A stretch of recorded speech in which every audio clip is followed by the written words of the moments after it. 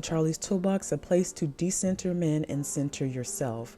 I am Charlie, and I am so excited to dive into this topic, why performing for men will hurt you. But before we dive in, feel free to like, comment, follow, and subscribe. As mentioned before, there are so many videos and podcasts that are out there, and for mine to be seen, I have to show that you all are interested in what I have to say. So take this time and use this as a very free way to support our mission. So let's get to the meat of the episode. Every couple of years, an interview shows up on the timeline where they ask a woman over 100 the key to happiness, or what helped them live so long. And the answer is always the same. They said they decided against marriage, they don't deal with men, and they created enormous peace. I used to laugh at these type of interviews because old women with attitudes is just very pleasing to me. I enjoy it a lot. But when you look past the feel-good nature of the interview, you realize that what they're saying is true. It's true in the sense that being with men is exhausting for women in romantic relationships. The exhaustion comes from the unequal distribution of labor in the home. It comes from teaching or coaching men to develop emotional intelligence so they can see you as a subject and not some object who helps improve their life. From kin keeping, where women organize the holidays, they reach out to family members and they plan the dishes, or mental load, where women remember the doctor's appointments, parent-teacher conferences, or plan meals for the week. When you look at it objectively, you realize that centenarians who made that snarky comment about men are telling the truth. They're telling the truth. Often when you enter into romantic relationships or contracts with men, you are often playing the role as a person who labors. You labor inside the home, outside the home, and you labor for the peace and sanity of the man you're with. Unfortunately, when you are around men, by virtue of this patriarchal structure and how the home is set up, it is set up in a way for which they siphon your energy. So the question begs to be asked, if you are taxed, and you are taxed, if you are taxed in such a way, why on earth would you add additional labor to your plate? Why on earth would you go on a first date, or you go on dates, or you're in relationship with someone and you're putting on a performance for them? Why on earth would you do that just to be chosen to do what I previously listed, which is kin keeping, mental load, the exhaustion for coaching men through emotional intelligence? You are becoming an actor to sign up for that. Furthermore, when you break down what you are doing on dates or relationships or situationships where you're not being yourself, where you're performing for men, you are trying to prove yourself good, worthy, or wifey materials. And you will see that requires a lot of work. And I'm going to break down what that work is. For one, you're observing your prospect. You're watching him. You're figuring out what he needs. What type of woman does he want? What type of woman would take care of him? Or what type of woman would he take care of? What type of topics delight him? Or what type of man is he? And can you change him into the man that you want him to be? The second thing you are doing is you are developing a persona in your head based off of observations alone. Now, these observations, we don't know if these things are true. We don't know if they're accurate. We just know that you observe these things that you think he wants and need in a woman, and you're sorting through the personas of all the women that you met, you've seen on TV, and you're trying to figure out how to be a mixture of those women, how to align your person your persona, your personhood with what you think he wants. And finally, you are adopting that personality so that they can choose or like you, which is not even a guarantee, because you don't even know what you observe is true or right or accurate. You don't know if the person that you created and the persona that you put on reflects that, nor do you know if he is interested in that.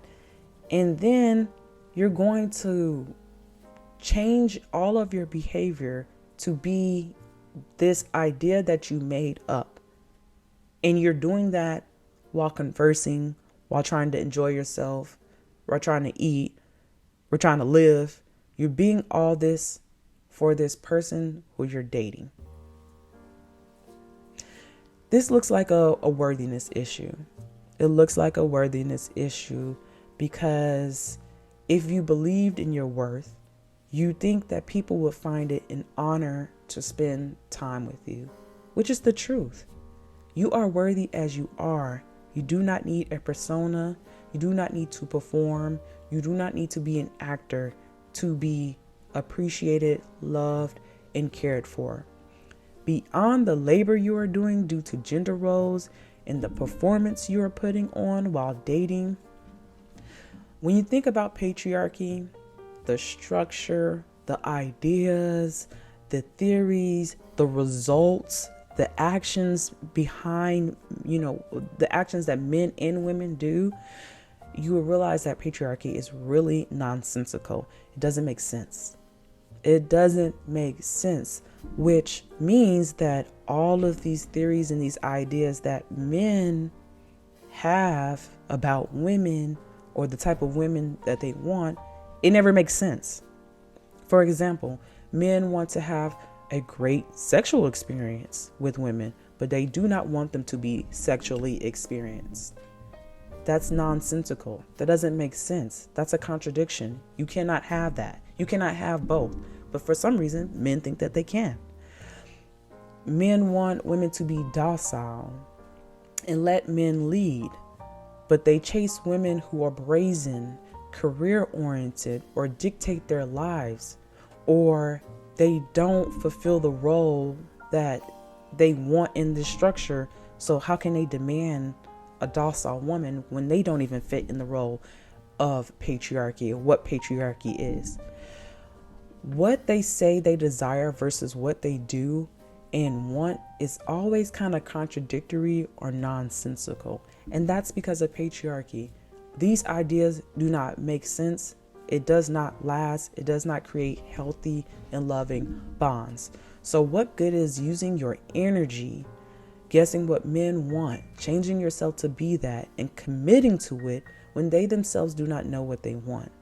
Furthermore, if you follow what they say, you end up contorting yourself, being smaller, and that hurts. Being quieter, that's frustrating. That produces anxiety, that produces depression, and ultimately crowding yourself out of your own life.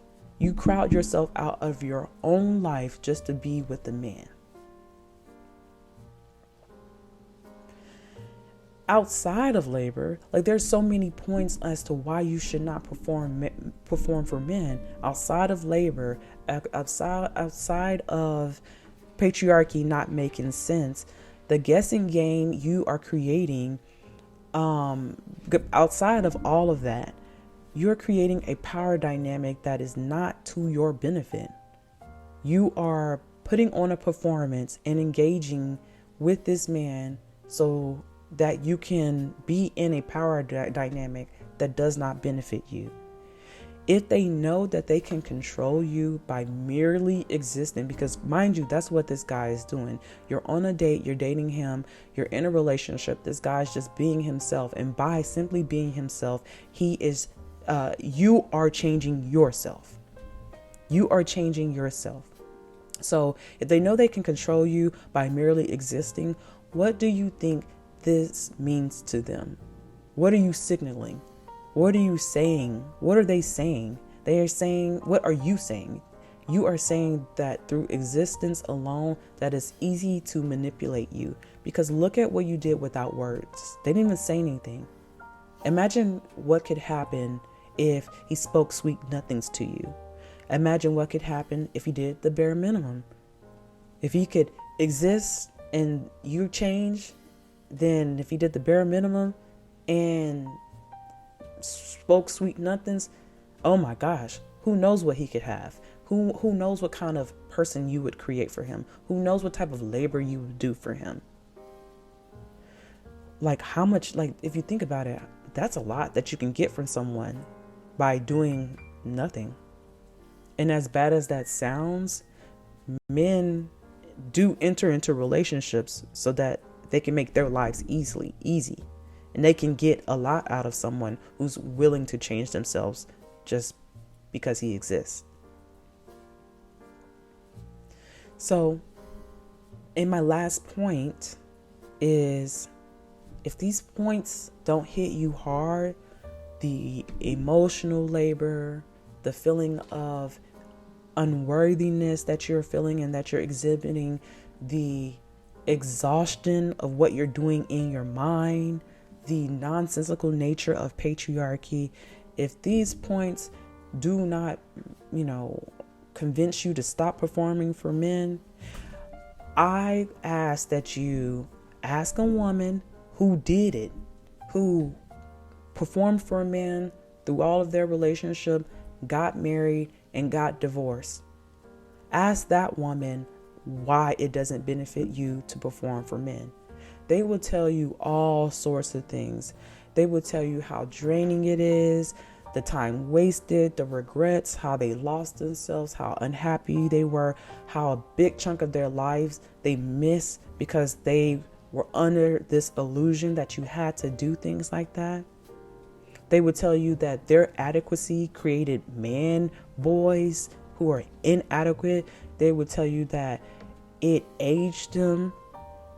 And they will tell you finally to never do it. So listen to them and listen to me and decide today to not perform for men, because when you do, you ultimately lose so much while they gain so much out of you. They get so much out of you because you're performing and you're putting on for their approval, for their want, their desire.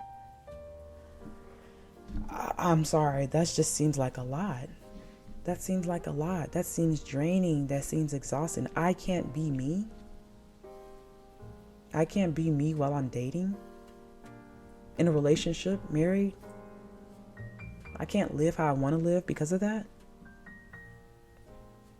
Nah. So on that note, you guys take care, and remember, performing for men, it doesn't work.